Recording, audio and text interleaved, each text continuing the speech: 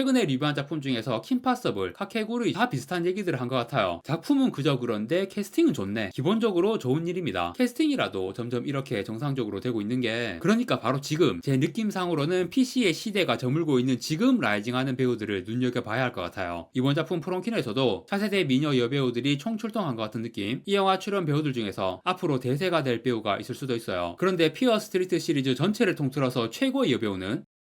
안녕하세요. 다양한 대중문화 콘텐츠를 리뷰하는 남자 머핀입니다. 이번 영상에서 리뷰할 작품은 2025년 5월 23일 공개 넷플릭스 호러 영화 피어 스트리트 프롬 퀸입니다. 제목만 봐도 대충 예상이 되는 영화죠. 직관적인 소재와 내용의 장르 영화라서 공개되자마자 반응이 빠르게 옵니다. 넷플릭스 월드 페트롤 1위 바로 찍었고요. 한국에서도 바로 탑10에 들어왔습니다. 그런데 높은 순위를 오래 유지하지는 못할 것 같습니다. 장르 영화로서도 평범하고 피어 스트리트 시리즈의 타이틀을 달고 나왔는데 정식 넘버링이라기보다는 스피노프 느낌이죠. 그렇다고 해도 그 시리즈의 팬 입장에서도 매우 실망스러운 작품이네요. 피어 스트리트 시리즈에 대해서 먼저 설명을 해드릴게요. 이번에 나온 프롬퀸 앞에 3편이 있습니다. 그러니까 프롬퀸이 이 시리즈의 4번째 작품이에요. 그런데 그 앞에 3작품이 좀 특이한 게 3편을 한 번에 찍었어요. 그리고 이 3편을 2021년 7월에 일주일 간격으로 모두 공개했습니다. 그러니까 이거는 영화 3부작이라는 느낌보다는 이 영화 3편을 묶어서 드라마 1개 시즌 같은 느낌이에요. 실제로 내용이 다 연결되어 있어. 보통 드라마 1개 시즌을 봐도 제일 재미있는 클라이맥스가 뒷부분에 있잖아요. 그래서 초반에는 조금 노잼일 수 있어. 피어 스트리트 3부작도 1편까지는 그렇게 재밌지는 않아요. 떡밥만 던져주고 빌드업 위주로 하는 느낌이라. 그런데 드라마 볼 때 후반부에 재미있는 내용이 나올 것 같다고 예상이 되는 것처럼 피어 스트리트도 1편하고 2편 볼 때 3편이 엄청 재밌을 것 같다는 느낌이 막 들거든요. 실제로 3편에서 떡밥 다 풀리고 모든 진상이 드러나는 내용이 진짜 재밌어요. 그래서 1편만 놓고 보면 살짝 노잼인데 1편, 2편, 3편 전체를 놓고 보면 굉장히 재미있는 내용입니다. 이 시리즈의 내용을 요약 정리해드리겠습니다. 쉐이디사이드와 써니베일이라는 두 마을이 배경이에요. 이 두 마을은 딱 붙어 있습니다. 그런데 분위기가 극단적으로 달라. 1편 초반에 쉐이디사이드 학생들이 단체로 버스 타고 써니베일에 무슨 일이 있어서 가는 장면이 나오거든요. 창문 밖 풍경으로. 최근에 올리버 스텝 영상에서 미국의 부자 동네, 가난한 동네 보여주는 그런 영상 있었잖아요. 딱 그 느낌으로 쉐이디사이드는 완전 어두운 슬럼과 가난한 동네 풍경이 계속 나오고 두 마을이 완전 딱 붙어 있는데 쉐이디사이드에서 써니벨 구역으로 넘어가자마자 완전 밝고 잘 사는 부자 동네 느낌이 나는 거야. 굉장히 위화감이 드는 풍경이죠. 이렇게 딱 붙어있는 두 마을이 한쪽은 잘 살고 한쪽은 못 살고 그 이유가 있어요. 피어 스트리트 3부작에서 마지막에 밝혀지는 진상이 바로 그거랑 관련이 있어요. 그런데 일단 처음에 이런 영화의 배경 설정을 보고 제일 웃기는 건 마을 이름부터가 너무 노골적이잖아요. 쉐이디사이드 주민들은 마을 이름을 바꿀 생각을 왜 안 할까요? 선헤이븐, 스타듀밸리 다 게임 제목이지만 아무튼 이런 좀 밝은 분위기의 이름으로 바꾸던가. 이름부터가 완전 암울한 쉐이디사이드라는 마을에 살면서 우리는 저주받았어 이러면서 계속 우울하게 사는 게 말이 되냐고. 실제로 저주받은 마을이 맞고요. 그 저주가 무려 1666년부터 이어져 온 거야. 300년이 넘게 저주받은 상태로 지내오는 건데 그래도 마을이 완전히 망하지는 않고 가난하고 못 살고 우울한 동네로 300년 이상 연명을 해오고 있다는 것 자체가 되게 신기하긴 하네요. 그리고 이 작품에서 주로 청소년들이 주인공인데 우리는 저주받았어 이러면서 우울하게 지내는 애들도 물론 있지만 전부 그렇지는 않아요. 나름 밝게 잘 지내. 약간 미래 딸 신경 안 쓰고 신나게 노는 일진 애들 같은 분위기. 물론 그런 겉으로 밝아 보이는 모습에는 어차피 우리 인생 글렀으니까 생각 없이 즐기면서 살자 그런 마인드가 있는 것 같기도 해요. 아무튼 이 쉐이디사이드의 저주에 대해서 아주 구체적으로 알려진 내용이 있고 이거는 쉐이디사이드 주민들과 연마을 써니베일 주민들까지 다 알고 있어요. 바로 마녀 세라피어의 저주입니다. 1666년에 마을에서 교수형을 당한 세라피어라는 마녀가 있어요. 그 마녀가 죽으면서 저주를 내려서 쉐이디사이드에 안 좋은 일이 계속 벌어진다. 단지 뭐 흉년이 든다거나 경제가 어려워진다거나 그런 차원이 아니야. 물론 그런 일들도 벌어지긴 합니다. 그런데 되게 이상하고 끔찍한 사건, 몇십 년에 한 번씩 연쇄 살인마 사건이 벌어집니다. 그 사건들 대부분이 범인의 특징이 비슷해. 그냥 평범한 사람이고 그런 끔찍한 살인을 저지를 동기도 없는데 갑자기 정신이 돌아버려서 수많은 사람들을 죽이는 연쇄 살인마가 되어버리는 거예요. 몇십 년마다 연쇄 살인마가 꾸준히 나오는 동네, 그게 쉐이디사이드에 내린 저주인 겁니다. 피어 스트리트 3부작은 각중 배경이 되는 연도가 부제로 붙어 있어요. 그래서 1편 제목이 피어 스트리트 파트 1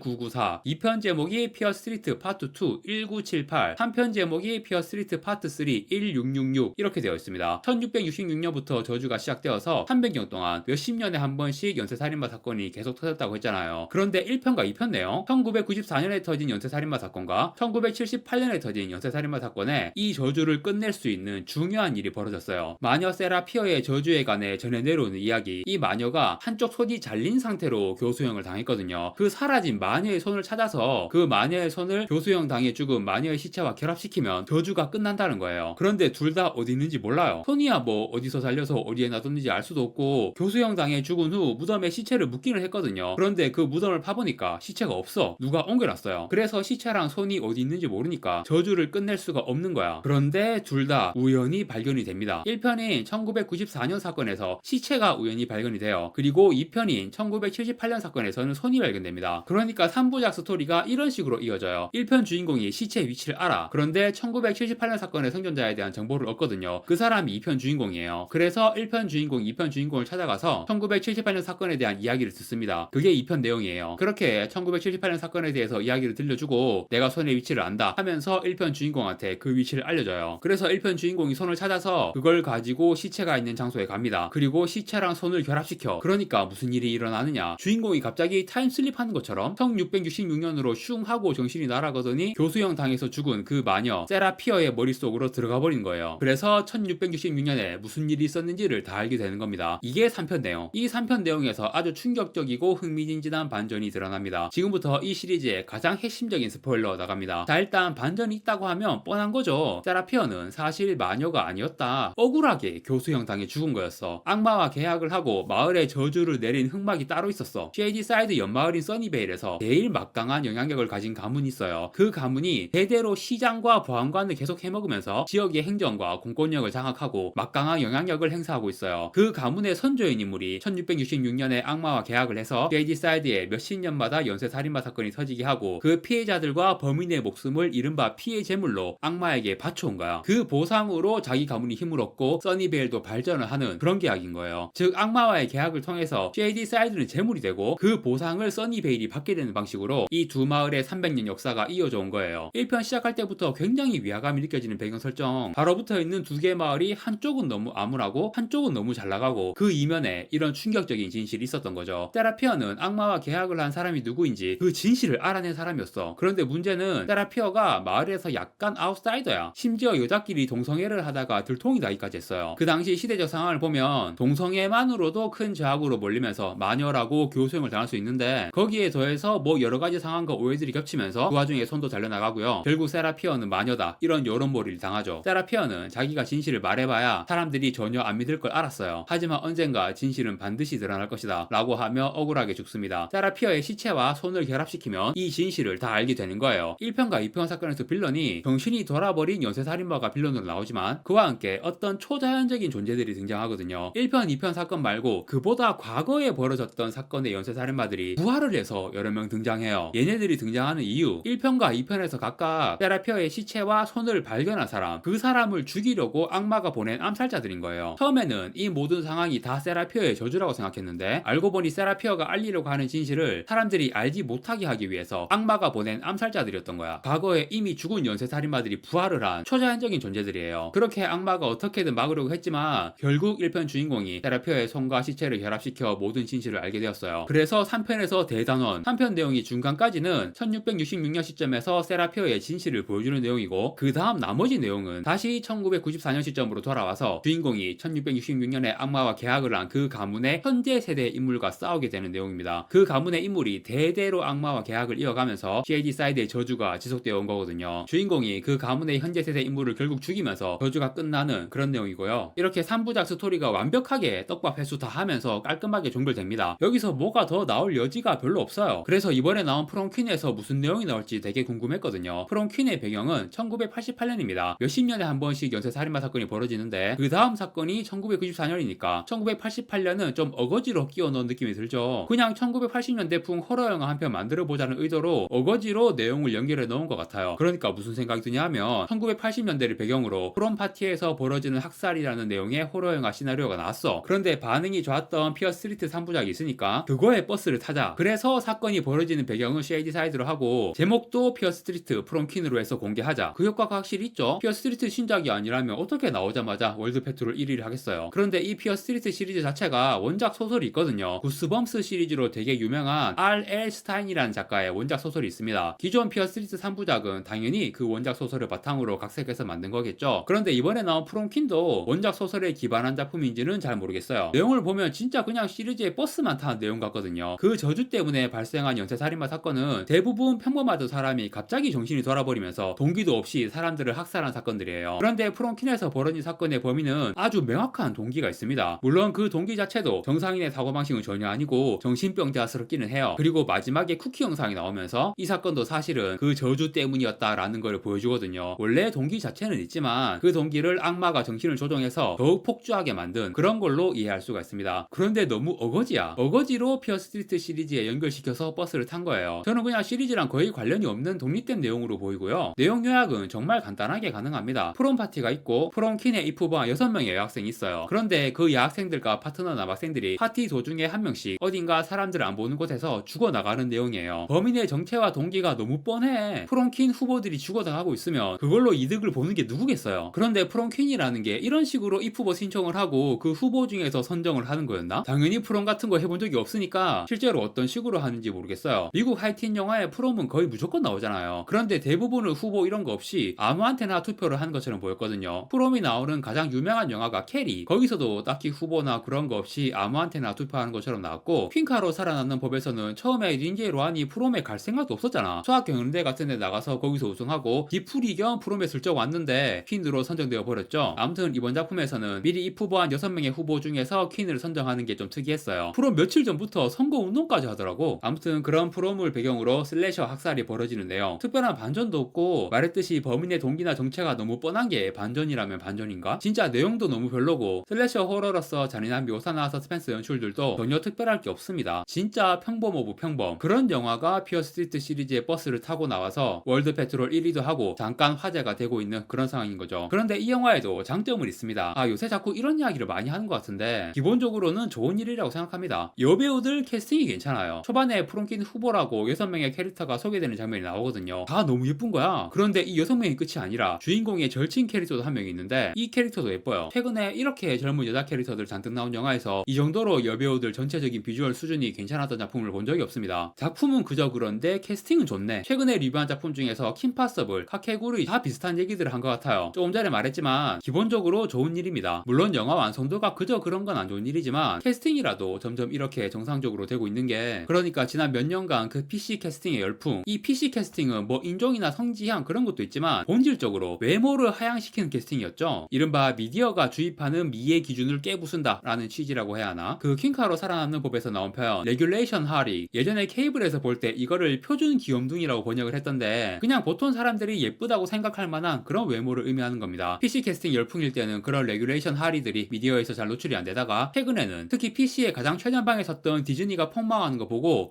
이거는 아닌가 보다. 그래서 다시 괜찮은 외모의 배우들이 많이 캐스팅되고 있는 것 같습니다. 그러니까 바로 지금 제 느낌상으로는 PC의 시대가 저물고 있는 지금 라이징하는 배우들을 눈여겨봐야 할 것 같아요. 이번 작품 프롬킨에서도 차세대 미녀 여배우들이 총출동한 것 같은 느낌. 인디아 파울러, 피나 스트라자, 수잔나 손, 아직은 좀 생소한 이름들이지만 이 영화 출연 배우들 중에서 앞으로 대세가 될 배우가 있을 수도 있어요. 아리아나 글린블렛처럼 이미 유명한 배우도 출연했고요. 그런데 피어 스트리트 시리즈 전체를 통틀어서 최고의 여배우는 역시 2편의 주인공인 세이디 싱크라고 생각합니다. 기묘한 이야기 때문에 이미 유명한 배우이긴 하지만 피어 스트리트 시리즈에 매력적인 여배우들이 잔뜩 나오는데도 2편에 세이디 싱크 나오는 거 보면 뭔가 확실히 다르다는 느낌이 들어요. 세이디 싱크는 지금 뭐 사실상 거의 대세, 2026년에 나오는 스파이더맨 신작에도 출연합니다. 앞으로의 행보가 매우 기대가 되는 배우입니다. 자, 이렇게 이번에 나온 피어 스트리트 프롬킨이라는 영화를 리뷰하면서 피어 스트리트 시리즈 전체에 대해서 함께 다루어 보았습니다. 기존 3부작은 정말 재밌는데 이번 작품은 그냥 사족 같은 시리즈의 버스 타려고 어거지로 만든 수준의 망작은 아니고 범작, 그렇게 정리를 할 수 있겠고요. 다만 여배우들 캐스팅은 좋았다, 이런 점들 참고하시고 괜찮겠다 싶으면 한번 보시는 것도 추천드리겠습니다. 이번 영상은 여기까지 하고 마무리하겠습니다. 구독과 좋아요 부탁드립니다. 시청해주셔서 감사합니다.